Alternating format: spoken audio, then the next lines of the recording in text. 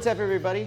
Thanks for listening to another episode of Drinks with Johnny. I've got a very special guest here, Mr. Brooks fucking Wackerman. Thanks for doing the show, brother. Thank you. Very cool of you. Very cool of you. All right, So now, happy to so be here. we're gonna get right into it. Yeah.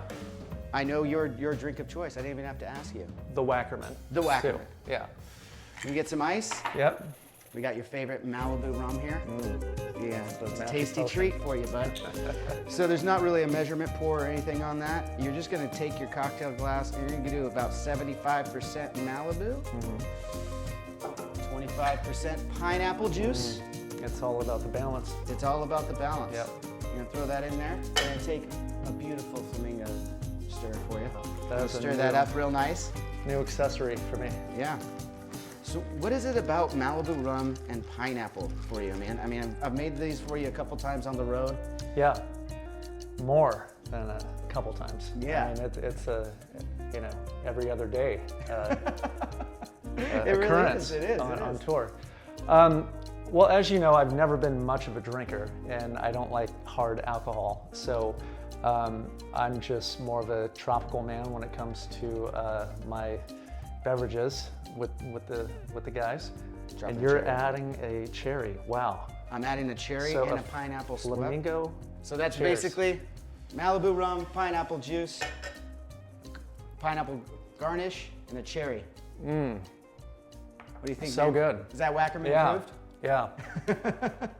Thank you. You're very 1 welcome. million %. I'm gonna make myself Wackerman. one now too. Yeah.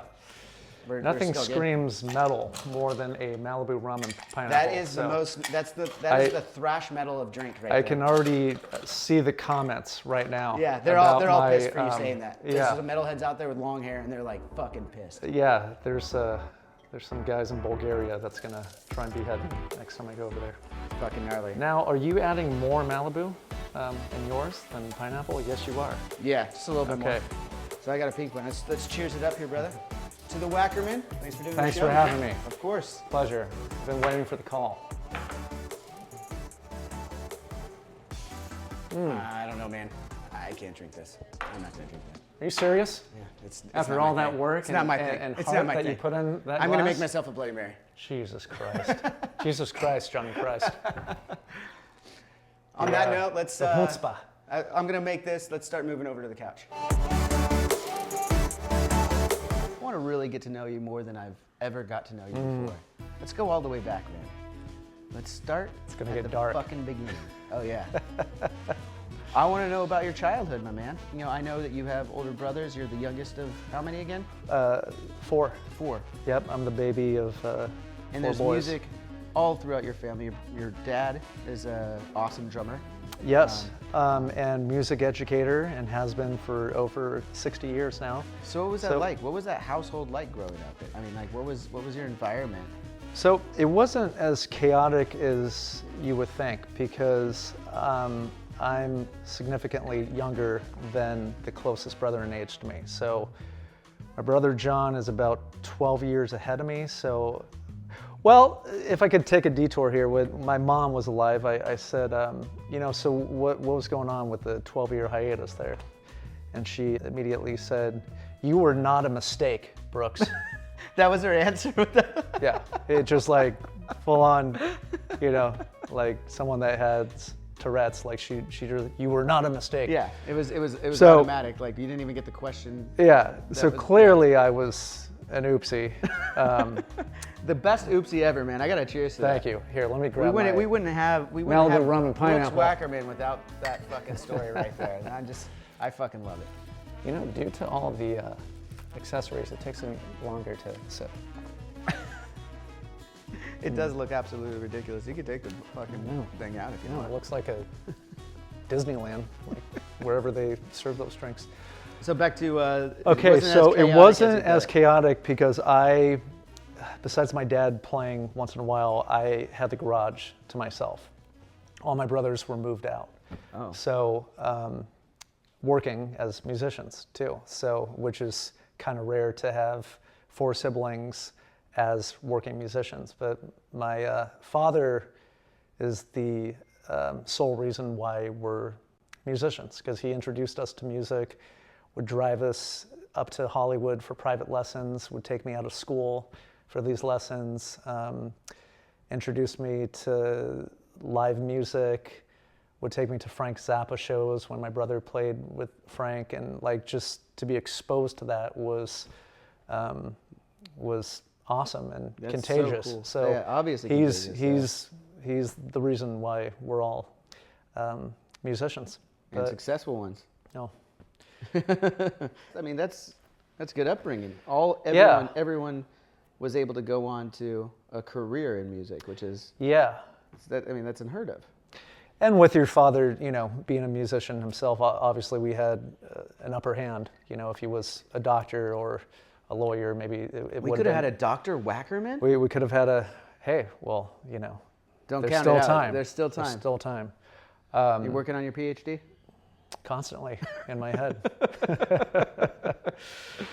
So yeah, that was pretty much the seed that was planted with music. That's pretty cool, man. So as time went on, you're growing up, you're doing all these things, and then what was your very first band? What was it called? What was the experience like that? Your very first, even just garage band kind of thing? My very first band was called TNT. TNT. A very original name. we named it before the somewhat famous TNT metal band. Yeah. Was, I don't know if you ever know. I'm actually not even there was familiar a with metal band named TNT. So you've seen the show Growing Pains. Yes. Ben Seaver's brother, Jeremy Miller, was our singer in the band. And Josh Freese's brother, Jason, who plays in Green Day, was the keyboard player in that band. So I grew up with Jason. So your first band was full of all-stars already. In a way, yeah. So, but we were playing all covers. There was nothing original. I mean, I think it was 8 or 9, so I got to give myself some slack here. But we were playing like Whitney Houston, Missing Persons, wait. Huey Lewis. The dude was singing Whitney Houston covers? Well, we had 2 singers. We had Ben Seaver from Growing Pains. Yeah. And we also had this gal named Emily who sang the Whitney Houston songs. Okay, I was gonna say, dude, if he could pull that off, that'd be pretty fucking That impressive. band would have never broken up had he been able to sing Whitney Houston. I could tell you that much. Yeah. Okay. So that was my first band, and we got a gig at the Good Time Theater at Knott's Berry Farm over spring break, and we were playing these cover songs with Snoopy on stage, dancing to our. That's so rad. Yeah. Is that Snoopy on stage? Is that part of the Camp Snoopy? Is that like Yeah. over there? Yeah. Okay. So Awesome. I just took my son there last year. So there's a lot that you don't know about me, Johnny. No, that's what I'm talking about. This is Yeah. why we're sitting here. I want to get into the shit that I don't know. You give me a cup of pineapple and Malibu rum, and What was the band with the kid from Terminator 2? So that was my other band with an actor as a singer, and it called Bad for Good. Bad for Good, Yeah, that's right. and Yeah. Steve Vai produced us. So that was my next, quasi-legitimate band, and we were signed to Interscope. Did a record for them. And how old were you at this time? I think it was 12. You're when I 12 years joined. old. Yeah. You're in a band that's signed to Interscope, and Steve Vai is your producer. Yes. Yeah. Fuck you, dude. dude. I was. At that that's time, insane. like what I daydreamed about during PE was coming true. So absolutely. I was very grateful, and just the fact that Steve Vai was producing it, and I at that point was trying to find a band that did originals and was serious about playing and musicianship as much as I was. So I finally found these guys, and yeah. When you joined the band, and I heard about this story too, I was like looking at it, and obviously you have to go and look at some of these promo shots these kids had. It was epic. You got to see what Brooks looked like at this time. Beautiful. Beautiful. You were gorgeous. You were one of the hottest chicks I've ever seen. The back of our cover, for some reason the photographer wanted us to take our shirts off, and we were like 12 years old. So if you go to Amazon and you want to see the Bad for Good refugee photo session, you'll know what I'm talking about. Just flip it over and you'll see, this awkward photo session. That's so amazing. Yeah, it never felt right. So I couldn't imagine it would feel right. Just you describing it sounds fucking terrible. But we were so young. We were I know, like, you didn't know. You're like, whatever, we're going to look cool, man. We're gonna look cool, but anything but. Yeah, it just looked unhealthy. Oh, dude. Yeah. Bad for Good takes its course. How old were you, and which came first, Suicidal or Infectious Grooves? Infectious Grooves came next. So we were rehearsing at the same rehearsal spot, Mates in LA. Yeah, I know Mates. Any musician in Southern California knows. Has rehearsed at Mates. Yeah. So Bad for Good was rehearsing there. Robert Trujillo was rehearsing with Suicidal or Infectious, one of the two, next door to us. And he's listening to me play during a break. He's very complimentary about what he hears, so I meet him during a break, and he told me that Infectious was having drummer auditions that month. And Bad for Good at the time was kind of winding down, and we did one record, and no one was really happy, and I think our guitar player was moving on. I was looking for something new and different, and I loved Infectious Grooves, and the band just hit, and so I learned my 4 or 5 songs and auditioned, and luckily got the gig. Robert Trujillo is like one of the best of all time. I've learned a lot just as a rhythm section player, you know. Seriously, no bullshit. It's literally one of my favorite bassists of all time, and universally recognized as one of the best of all time as Agreed. A bass player. Hands down. He's that much of a man about it. You know, he has his own style. Yeah, So, absolutely. yeah. And that style is amazing. When you listen to the Infectious Groove stuff, the rhythm section between you and him doing stuff is just violent and funky. Well put. Thank you. Yeah. You got to throw it in there. Did you know that video was scrutinized by Beavis and Butthead? I did. I saw. Did you see that episode? Yeah. Yeah. I mean, I've seen all the Beavis and Butthead episodes. That was like my jam in like elementary school, actually. My dad let me watch it. 7 p.m. like on Wednesdays, I would just be glued to the TV. Oh, fuck and Violent and Funky, the video came on, and they're much like we're laughing on the couch right now. Yeah. So that was that's when I knew I made it, was when Beavis and Butthead finally, I wish scrutinized our they would have video. ever done an Avenged one. That would have been awesome. They could have got us real good. Yeah. It would have been epic. Wow. Well, Mike if you're out there, Judge, you want to bring it back to the table, we could do a music video, man. It'd be Take awesome. a break from Silicon Valley and That show's so renew. good, though. Yeah. I love that show.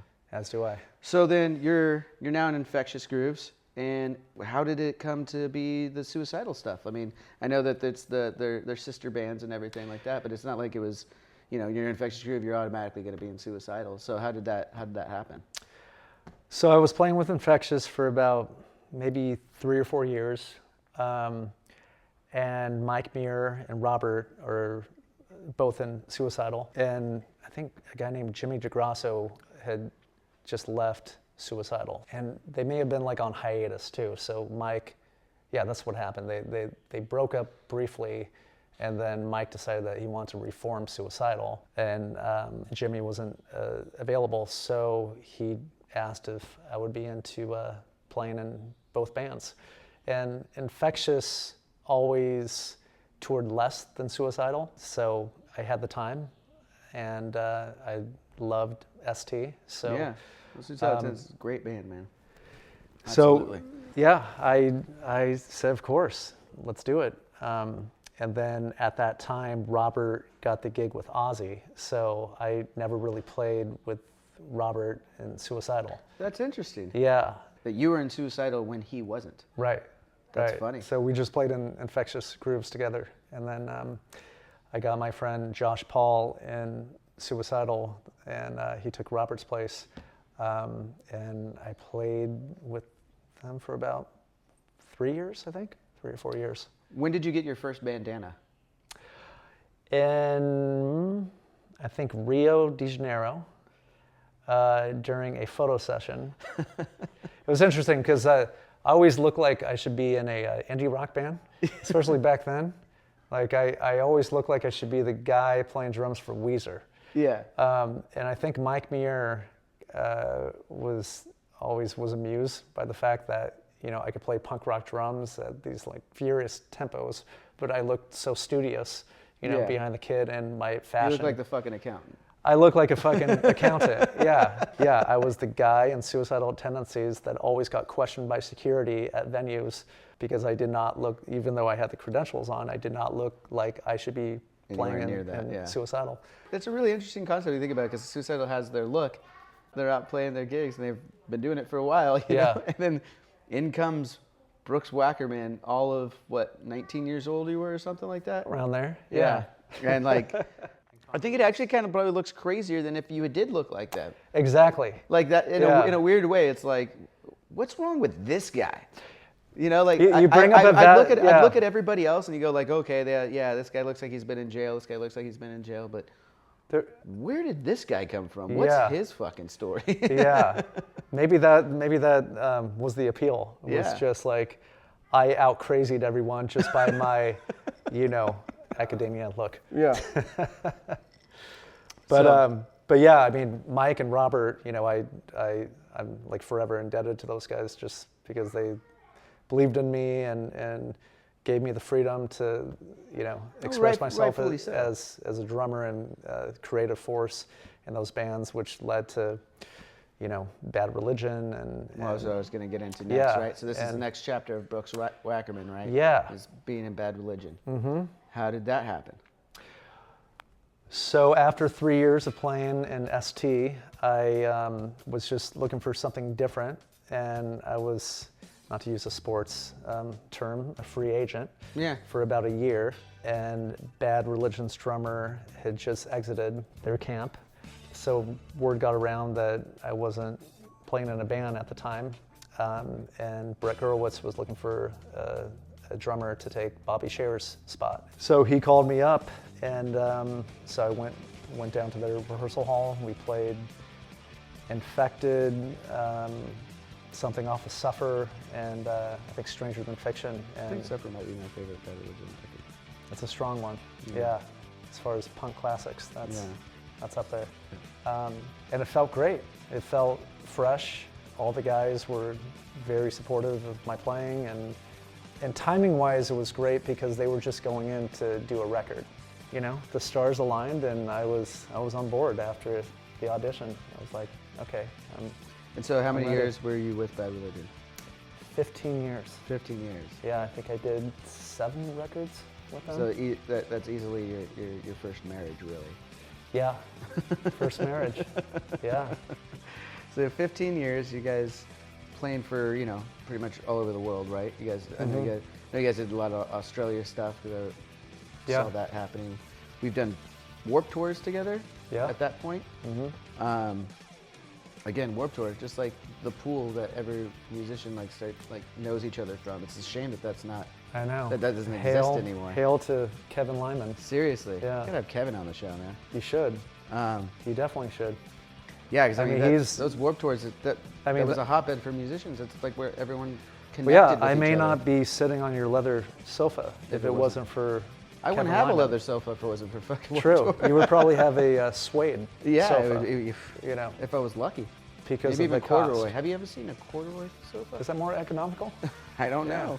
A futon. You probably have a futon. I'd have a futon. Yeah. Drinks with Johnny on his fucking futon. It also turns into his bed.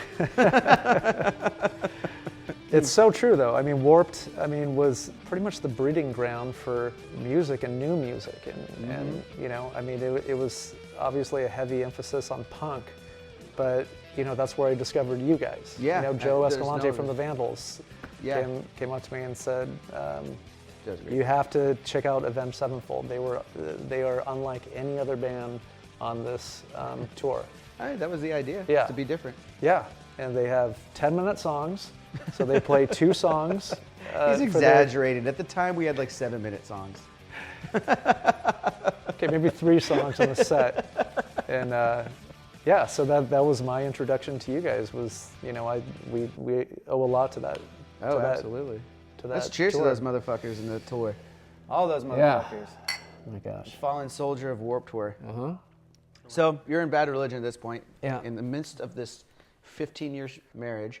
With counseling. How the fuck did you meet Jack Black and become the drummer of Tenacious D? I put out an ad in the recycler. It said, drummer of Bad Religion is searching for a comedy duo with rhythm section, preferably with 2 actors in it, one bald, one not.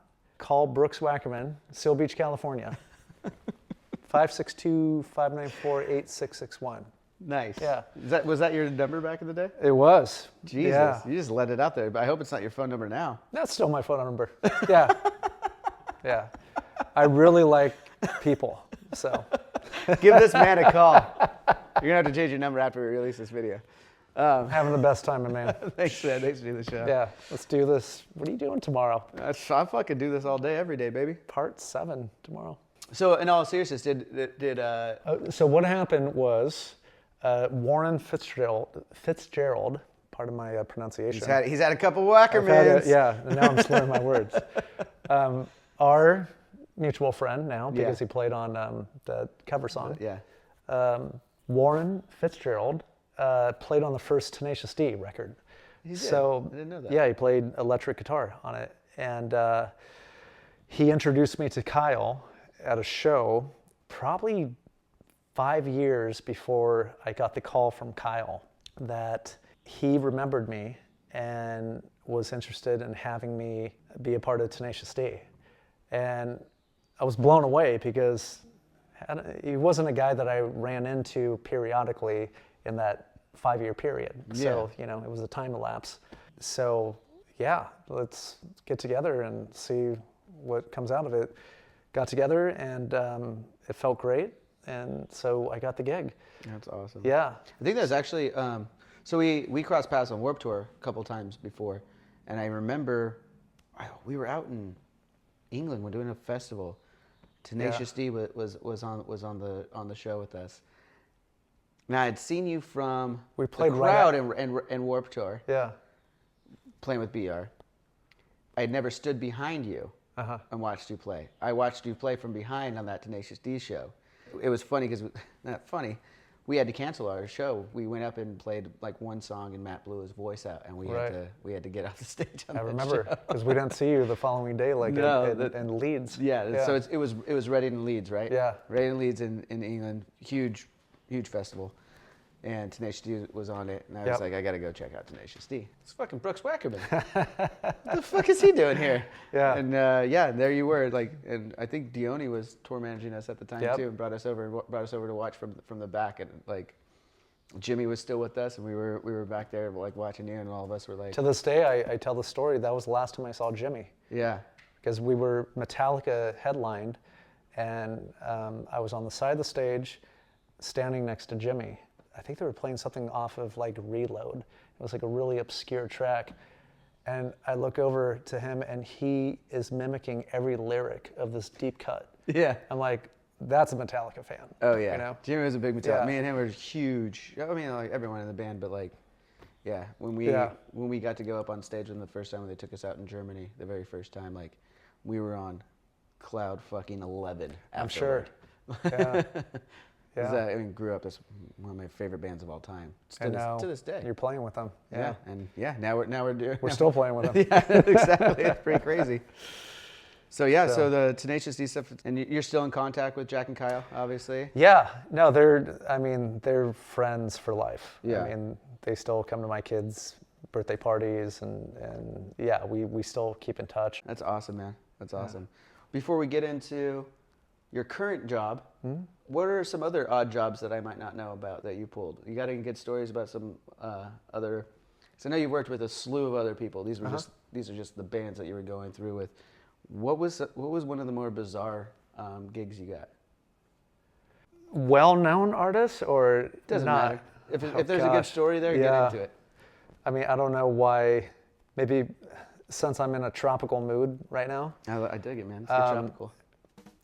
This guy hired me for a session. The guy was probably in his 50s. And he had a bag of bananas in this brown bag. And after each take, the music was abominable. I mean, it was unlistenable. I didn't even know. Wait, what genre would you put it in? Just creepy guy music. Just. What does that I don't know, sound like if a, what does that sound if a rapist ever wrote a record, I think this guy had the potential of being that composer. You know, music for Wait. for Was this during rapists. the same Yeah. time as Bad for Good? Were you shirtless in 12? This was post Bad for Good. You weren't I don't shirtless know. in 12 anymore. It just because that would have been real creepy. yeah, yeah. I mean, the irony behind that one. It was a weird session, and at that time I was doing weird sessions for some reason. I don't think it was playing in a band, but anyways. So he had this bag of bananas, and after each take, he would say, literally his voice like, "Hey Brooks, do you want a banana?" "No, I'm okay." "Okay, play another song." "Hey, do you want a banana?" I think the guy just wanted to watch you eat a banana. I think there was just wanted to watch Brooks Wackerman eat a banana. And now that we're under analysis of this session, I think that's what he wanted. I think there was some like weird pornographic undertones there where he wanted to see. Can I get you a banana? But you have to do it. "Hey Brooks, do you want a banana?" Hey, Brooks, do you want a banana? So that was one interesting experience, and I never worked with the guy again. Why? Heavens! Why? Yeah. Why didn't you guys continue on? So I did another session. I was working with this producer whose name I can't state right now. His main goal for this artist that I was working with was to get a K-rock hit. So he would just randomly turn on K-rock, like at any point during the session. During the session. During the session. Okay. And like System of a Down would be on, for example. He's like, he was an English guy. He said, Brooks, what? Play that beat, man. Play that fucking beat. And so I would play the fucking chop suey beat, and it's like we're gonna fucking write a hit song from that beat because that's on K-Rock right now, and we're gonna fucking do it because what's on K-Rock is what we're gonna deliver to this artist. And he was just nuts. So yeah, it sounds like yeah. So every song that we would do, I couldn't imagine working with somebody like that. yeah. So like to a T, the tempo would be the same, the feel would be the same, and we would just be like plagiarizing whatever came on K-Rock. So that's how that entire album unraveled. Yeah. Was it a hit at K-Rock though? No, it never. I don't think it ever saw. There was not even a payoff. Yeah, there was no payoff. There was no light at the end of the tunnel, and it's just interesting just to see everyone's methods. So let's talk about your more recent marriage with Avenged Sevenfold. Yeah. So I'll start it off. Okay. We were touring with Nightmare. We had our good friend Aaron Elahai was fantastic drummer. Nothing against him. Absolutely love him. He's still a good friend of ours. But things just weren't working out. We needed something different. We needed to change of pace from Hail to the King. We had a vision for what we were going to do with the stage. And we basically just knew that we needed a different feel on the drums. So we started putting feelers out. Talked to Dione, our tour manager, who is obviously a good friend of yours as well. And he suggested Brooks Wackerman. At the time, we had no idea that you had any intentions of leaving Bad Religion. We were like, wow, he'd be interested in that? Mm-hmm. So why don't you tell me how that felt on your side of things? When I received the call from Dione, I mean, I was truly honored that, my name was in the mix and that you guys were even considering me. Mm-hmm. So, I was a fan of the band. This humble motherfucker over here, dude. At the time, I didn't know what I wanted to do that year, but I was keeping my options open for transitioning into something new. So, I mean, the timing couldn't have been more perfect. I think eventually I didn't talk to Matt until we went out to dinner, and you weren't there. I wasn't there. It was not the dinner I was at, because I was at another dinner. Yeah. Okay. Maybe the second dinner. I think I was at the second dinner. Was it sushi, I think? Yes. Yeah. It was sushi. So Dione said, hey, Matt and Brian would like to go out for a steak dinner with you. And so at that time, I think you were just finishing the Mayhem tour. Mm-hmm. So you still had, I think, a couple weeks left. and then we were going to commence on the stage. So, yeah, I mean, everything lined up after that dinner, and I was stoked. You guys were stoked. Yeah, I mean, for us, it's almost like it was meant to be. When you touch on the timing, it's like literally finishing up. We already knew that we were moving on. Yeah. You were and looking for something else. Yeah, and I had one more tour with Bad Religion at the time. So anyways, fast forward to, I think, a couple weeks after the steak dinner, we get together and play a few songs. And I think we had the rehearsal hall for 2 days. I don't think I've ever divulged this, but I wasn't satisfied with my playing the first day when we got together. And after the audition, I didn't know if it was going to work out or not. That's fucking hilarious. Yeah, I woodshedded, I did my homework. So now, this is a professional. Because on my end, I'm like showing up and I'm just like, playing fucking Brooks Wackerman. Fucking, he knows the songs. Cool, let's go do this thing. And you're sitting there thinking about the audition. Yeah, no, I don't know, I was just really meticulous about, well, it's an audition, you know, so you walk in there and you want everything to go well, you know, and maybe I just had very high standards with how I wanted my performance to go. You're a perfectionist. You could hear it in your playing. You're a perfectionist, man. So that's not an insult. That's a compliment. Like you're a fucking perfectionist. The way that you play is very orchestrated. Like it's what we wanted. It's what you do. You take a lot of pride in your abilities, and you should. Like, and you're a fucking incredible drummer. So it's like you telling me this story now is funny to me, but I could understand it now knowing you. I wish I would have known that a lot, like the next day. Like literally, I went home. I'm like, I don't think it's gonna work out. Seriously. And it still hasn't. Yeah. I mean, I got through all the songs, but I just thought like the execution wasn't there, or maybe I don't know. It was. I think I was just doing like a mind game with myself. So, luckily we had another day, and I personally felt like my playing was better the second day than the first day. To be honest, I didn't remember that there was 2 days until you just said it. Yeah. I only have the one day in my head, and I don't know which one of those it is. Right. But I just remember going into that room with the white wall behind it, and we fucking jammed out some songs, and I was like, killer, man. Let's do this. Okay. Yeah, it's interesting how one can paint a picture of something, and it doesn't translate. Your experiences are in the same room are different than mine. Right. You know. Yeah, and we don't know each other, concept. so we don't have that communication established yet. But and again, cheers, man. Let's just thank you for being on the show, for being in the band, making my life a fucking much better place. It's good to go down memory lane with you, Johnny. Absolutely, man. All right, man. So, as you know, I asked the fans on my Instagram for some fan questions that I would like to rapid fire off with you. Yeah. And we'll just go through as many as we can. Okay. And hopefully we got some good ones in there. One-word answers for. If you could get it, every single one. I don't want to confine you to one-word answers, because there's some stuff in there, man. I went over all these questions, man. There's some good ones in there. So all right, let's get into it. California Intensifies wants to know, what's the weirdest thing a fan has told you? The weirdest thing since being in Avenged, Sevenfold, has been, although I do agree with it, is I am the Ryan Gosling of metal. I see the resemblance. Yeah. All right, Zachy Shadows wants to know, what or who do you believe has influenced your life or your life choices the most? I didn't realize that Matt and Zach share an account. Apparently it's theirs together. Instagram. I mean, it was a great question. I mean, he wants to know what inspires you in your life, what influences you. I guess it's what influences me. Shadows. It's a broad spectrum.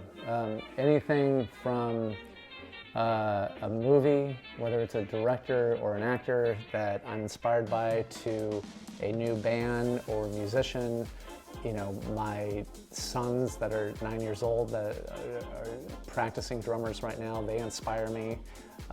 Even though what they're playing is elementary, it's still like just to see their minds work the way that they do. So yeah, it doesn't have to even be a musician. It can be a chef or just people that are passionate about. And how does that affect your life choices, though? My life choices? Yeah. Well, it shifts my perspective, on life, and to learn from someone who I admire will change the way that I look. Yeah, the way the you world. take your day to day. Yeah, I think this is the most serious answer I've given you in the last 4 hours I've been here. It really was. But that's why I wanted to read that one. Good one, Zachy Shadows. It's going to get deeper. Yeah. Yeah, I can feel it. Okay, so Kirk Woods 1 wants to know, what was the first tour with Avenged Sevenfold like? It was memorable and fantastic. Everything was new in the respect of learning, about how you guys operate. And I've never been a part of a band where there's the production quality, like the monstrosity of everything from the pyro to... I disagree with you, sir, because I do know that you played with Spinal Tap. I did play with Spinal Tap, but we surpassed the Spinal Tap. You hear that, people? We've production. surpassed Spinal Tap Yeah. production. I did Yeah. that. And with Tenacious D, I did have a inflatable cock behind me. So there is that. But This surpasses the cock and Spinal yeah, Tap. Okay. yeah. I think just learning the ropes and just how new everything was the exciting part. Very cool. Let's move on. Okay. I don't even want to read that one because I can't read the fucking tag's name. It's fucking Offada fucking shit. Oh, I thought you were going to say you can't read your own writing. It's not my own writing. I can read my own writing. But Okay. it's just a really bad tag. Do you want to try it? Yeah, I kind of want to try just to be funny. I'm like thinking about it. Like, should we go for it? All right. Afada Fada Siza Stakatir wants to know Suicidal or Bad Religion? Oh, jeez. They're really putting you on the spot. Yeah. And I'm not being diplomatic here. No. It's two different animals. Like Suicidal is kind of the wolf, and Bad Religion is the cheetah. Ooh. I don't even know what that means. I don't know either, Yeah, but God, it sounded good. My gosh, I mean... if someone was to read into that, they might, they're going way beyond what you just said, but that was Yeah. fucking good. It sounded good. Yeah, zoological references God, always let's just work keep it well. going, because that was fucking good. I mean, I'm not going to seriously answer that, am I? Yeah. Derelicts Jolene wants to know, what's your favorite fish? Okay, great question, first off. Solid. Octopus. Ooh, is an octopus a fish? Oh, I'm sorry. Not an octopus. That's my favorite. Oh, yeah. Not an octopus. I was thinking rainbow roll. So Should we get sushi after this? yeah. Sorry. My favorite fish. So Walt's Wharf is the place where I met my wife, and they in Seal Beach they have something called the copper salmon, and it's seasonal. I'm gonna go with the salmon when it's copper time. So she's asking your favorite fish, and you're just going to tell her what you like to eat. Yeah. I love it. Yeah. Copper salmon. All right, your daily sin. Wait, sorry, I thought she meant like favorite fish as in She what just I said want. favorite fish. I don't know what she meant. Like if I go to the Long Beach Aquarium, that's Like what? Oh. Which one do you go? I don't know if that's what she's Okay. asking. I don't think you need to go into it, man. We already got it. She asked. You gave her. I hope that you're a fish enthusiast, and you were really expecting him to when think you about the asked- aquarium, Yeah, and he's talking about eating your favorite species. yeah. Okay, let's go. Your daily sin wants to know, what's your favorite female punk band and why? I think you could probably go female fronted. Yeah. I don't think it needs to Female-fronted. be. I don't think it needs to be full female, unless you have one that's all female. A band that comes to mind is Crass Crass. from England, and I think they occupy a farm as their residence. I learned about Crass when I first got into the Vandals. So, yeah, very political band that has maybe 2 female singers, but yeah, they're pretty aggressive. Awesome. Yeah. What's your... Okay. Favorite fish? Louis. I should have just put it in there again. Yeah. Louis got. Oh wow. Louis. Octopus is a mollusk, right? I guess you would. I just know it's not a fish. I think I'm it's sure a it's a mollusk. mollusk. It's like a slimy sea creature. Yeah. Sorry, this is pissing me off right now. You want to Google it? Let's get back to me in a second. This is gold. It's not a fish, it's a mollusk. There you go. Bam. There you go. Hey. My favorite mollusk, octopus. Eat it. Yeah. Go ahead, Johnny. Get a little sippy. Yeah, get it in you. All right. Louis Gustavo underscore SS wants to know, what's your relationship between pleasure of playing the drums and pressure of being on stage? Obviously, you have a passion for drums. Yeah. But at what threshold are you turning it over into pressure? Well, I never invite pressure. Okay, for example, we're taking a long hiatus right now. When we play our next show, I think we can all feel unanimous pressure because of the time Time off, yeah. time off. So playing live, yeah, the biggest challenge is to try and play relaxed for the first segment of the set, like the first 3 or 4 songs. You're not getting into the beat yeah, too much because yeah, you exactly. got a lot of shit going on. Yeah, so, or when you walk the stage, you start. Anyways, and that's just through experience to try and manage how to operate the pressure. But eventually you get to a point where you're like, oh, okay, I remember how to do this. And now I can just sit back and relax and, Yeah, hard part's over. Exactly. So, but yeah, pressure is a bitch. Yeah. Max Privs wants to know, why is Brooks so sexy? I've been using Epicurean products for about 10 years now, and they make a nice, very nice scrub. Nice scrub, yeah. Very nice scrub. Well, I'll just peg back. I don't remember who it asked, but since you brought up the scrub, Yeah. there was another person who asked, how many facials do you get? I haven't How had often? I haven't had a facial probably in about 10 years. Wow. Yeah, But you have had one. I have had a facial. Yeah. There's a porno joke in there too. Yeah. Yeah. These Korean masks are awfully popular. I see that. Yeah. I see those. Yeah. Let's move on. I love this one. Jakia wants to know, were you born Whacker Boy, and then as you grew up, you became Wackerman? No. No. I've always been a Wackerman, and it is ironic that I play the drums, I hit things, and my last name was Wackerman, because a lot of people, It's too perfect. yeah, It's too a lot of people think it's a pseudonym. Yeah. But, No, it's real life. This is real Yeah. life Wackerman. There's a long lineage of Wackermans. All right. I don't want to come out of bed. Great tag. Wants to know, how does it feel to go from punk to metal? Before I started playing punk, I was highly influenced by metal drumming. And even though I didn't play in that many metal bands, I mean, Suicidal had elements of metal. But if it wasn't for my history with metal, I think it would have been a much harder transition. Yeah, it Yeah. shows. Seemed pretty effortlessly on my end, so. Thanks, dude. Yeah. You did great.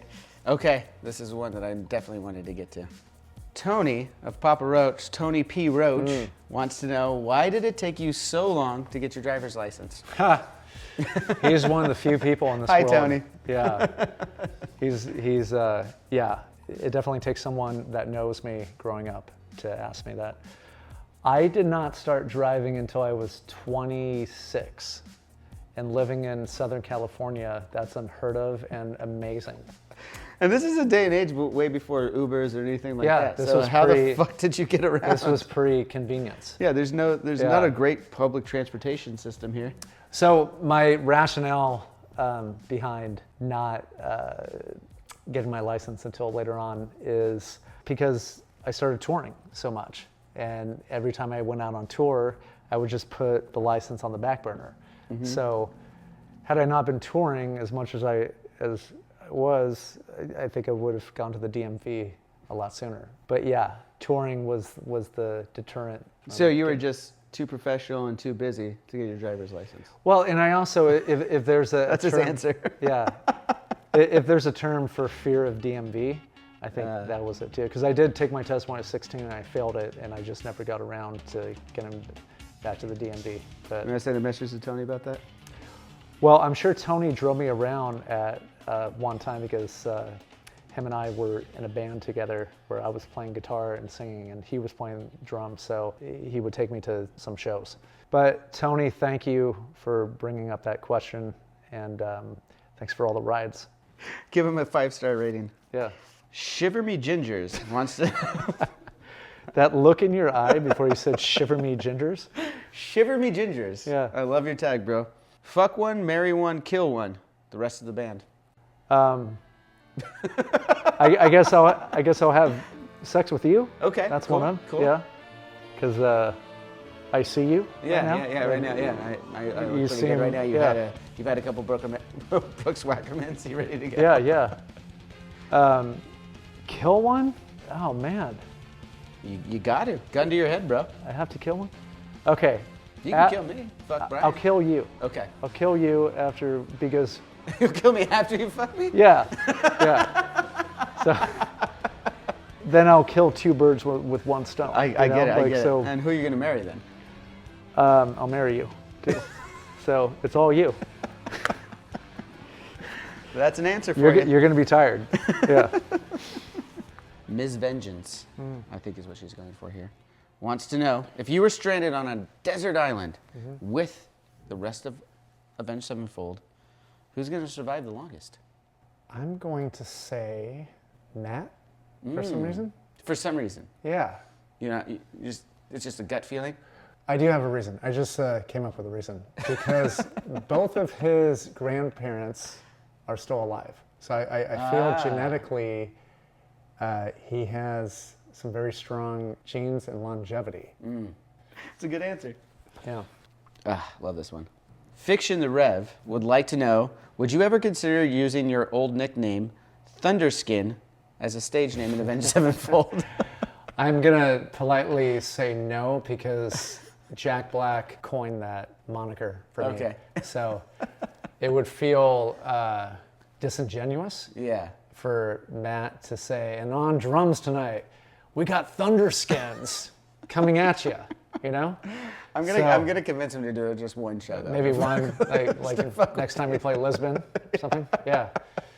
Oh, that's great. Yeah. Shitteram would like to know, do you like bananas? Well, if you listen to the previous segment of this podcast that we're on, in that context, no, I don't like bananas because it's there's like a stigma attached to the banana now, and I think there's a joke somewhere. Yeah. There. Someone's So, eating bananas. Yeah. Away from this interview, I can enjoy a banana, but it's just putting a bad taste in my mouth. Yeah. Jenny Thomas wants to know, what was your first impression of Johnny Christ? First impression. First impression. Let's be honest here. I'm trying to go back to the first impression. I'm rewinding the first impression right now. Must have been very, very Yeah. good. You're the type of guy that's you have this welcoming quality, you know? Yeah, and I felt like we hit it off, not only musically, you know, there was always something to talk about. Yeah. So, yeah, it was positive. Eversyo wants to know, why does Brooks dress like an old man, not in the metal scene? I may not be as metal to the masses, okay? But Metal of the Masses. Is that a Metal band? of the That's Masses. gotta be a band name. yeah, like Faces of Death, Metal of the Masses. Fucking Faces of Death. That's a great throwback right there. I Yeah. don't think anyone knows what Faces of Death is anymore. I was But when I was just a talking kid, about this oh my the other god, day. that was the craziest thing I'd ever I seen. know, that monkey being shot like 500 times. That was brutal. So back to my fashion. I say to that last guy, you know, just try and accept my middle-aged dad look, and you may sleep better at night. Jesse Likes Coffee wants to know, which of the A7X members is the biggest pain in the ass? That doesn't exist. Bummer. Yeah. It's really hope he's gonna say me again. Yeah. Okay, this is a serious drum one. The Art of Jesse would like to know, how do you take care of your hands? She's a drummer, she's often playing, and she's getting cramps. So how do you take care of your hands? How do you not cramp up? What's your regimen on that? If you're experiencing cramping, you're more than likely holding the sticks too tightly. So I would suggest finding a drum instructor to take from who has a good reputation on technique, and study with that person and figure out why the cramping is happening. For the time being, whenever you feel cramping, just stop playing, because that will eventually lead to tendonitis or carpal tunnel, which is a drummer's enemy. It's very informative. Let's get to some funny ones. Now that I brought the mood down. Yeah. It's a perfect one into it. Should we talk about foot technique next? So if you're heel up, you want to be in like a 45-degree But what if I'm position. naturally heeled down? Well, then you should play jazz. Yeah.